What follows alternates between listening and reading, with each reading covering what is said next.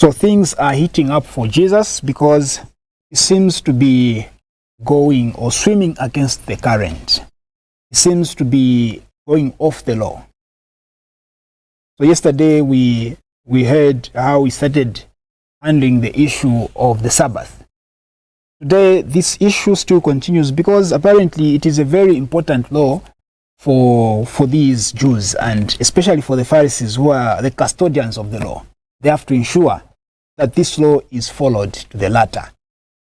And so there is this man who has a withered hand, and everybody is watching. They want to see if Jesus is going to do something about that. And the day is the Sabbath. Let us see if it's like they're testing him. It's like they purposely brought that person to Jesus or near Jesus so that they can have some issues to raise against him. And for sure, Jesus sees an opportunity to serve. Jesus sees an opportunity to make somebody's life happier and better. And at that moment, it doesn't even matter whether it is the Sabbath or not. What matters for Jesus is this person has been like this for a long time, maybe for as long as they've been alive. But then this is an opportunity for me to change their story. This is a golden opportunity for me to change their life. And not even the law of the Sabbath is going to stop me. And that is exactly what Jesus does. He changes the story of that person who had a withered hand. He says, "Come here." So he tells him, "Stretch out your hand," and that hand is restored. On the Sabbath, something that is not lawful or is not allowed to do, Jesus forgets about the law and does simply that. Of course, you can imagine the Pharisees are upset. They are offended because Jesus is going against the law. And they go away to try now and hold some meetings. This person, they begin to hold those dark corner meetings. What should we do about this? Because this person is not obeying the law like everybody else.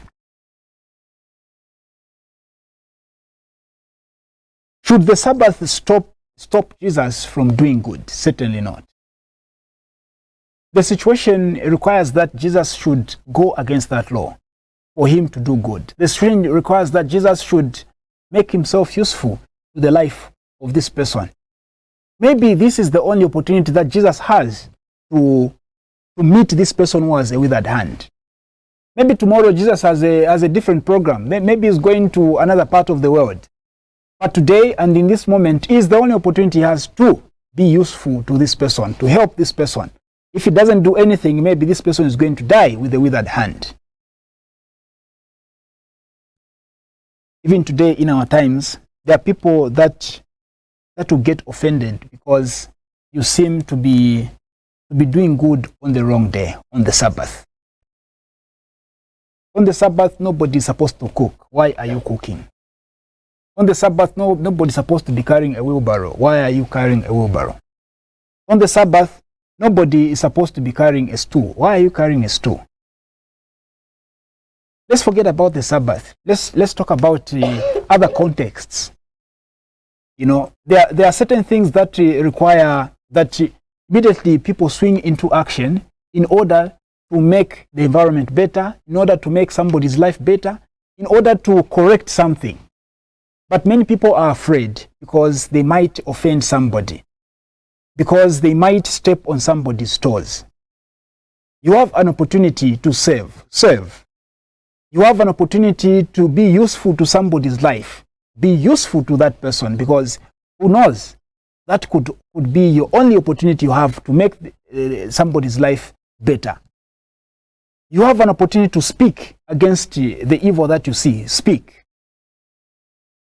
Many people are afraid of offending the unknown, offending the big brother who is watching somewhere. If I say this, I might be jailed. I might be arrested.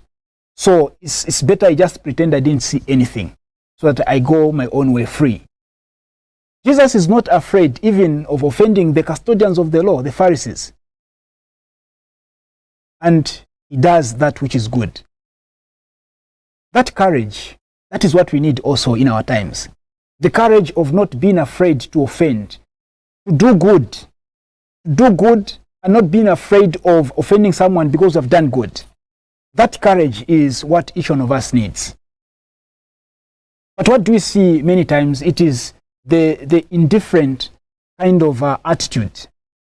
Many people are indifferent because they have a name to protect, because they have a job to protect, because they have a family to protect. Fine. Of course, we all need to protect our families. We want to protect our own securities. And in doing that, something else suffers. Even when we have an opportunity to jump the other side and correct what is going wrong the other side, we don't want to be there because we have this to protect. And therefore, yeah, fine, we'll protect our own zone, but then what is happening the other side, the damage is being sustained. Because those that have power to do something about that are not doing anything. They are going their own way. They are paying a blind eye. They are pretending they didn't see anything. It's like you are walking by the road and then you meet someone who is being beaten. He's been beaten left, right, and center, blue, black. You have the opportunity, the power to save that person. But then you are afraid that you might be beaten as well. So what do? You go the other side because you have something to protect. You didn't see anything. I didn't see anything. You go the other side. You have the power to save that person that is being beaten by whoever is beating them for whatever reason. You have the power. There is life at stake. But then you decide, if I go there, I might be beaten, or I might seem as if I'm also fighting, and therefore someone with a smartphone is going to capture and my name is going to be dragged into the mud and So in order to avoid all those confusions, all that, what do? I go the other way. I didn't see anything. Whatever happens to that person, it's none of my business. I don't even know him. I don't even know her. Let me go my way.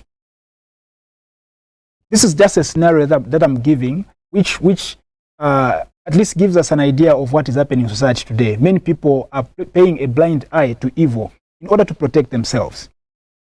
Jesus decides to make himself useful, even against what is obtaining, even against what seems to be breaking, breaking the law. Against that law, the most important law in the life of the Jews. He goes against that in order to help the person that is in distress.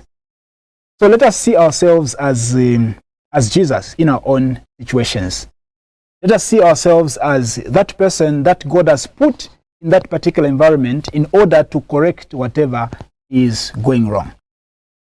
What we need is courage. Courage that Jesus himself demonstrates. Amen.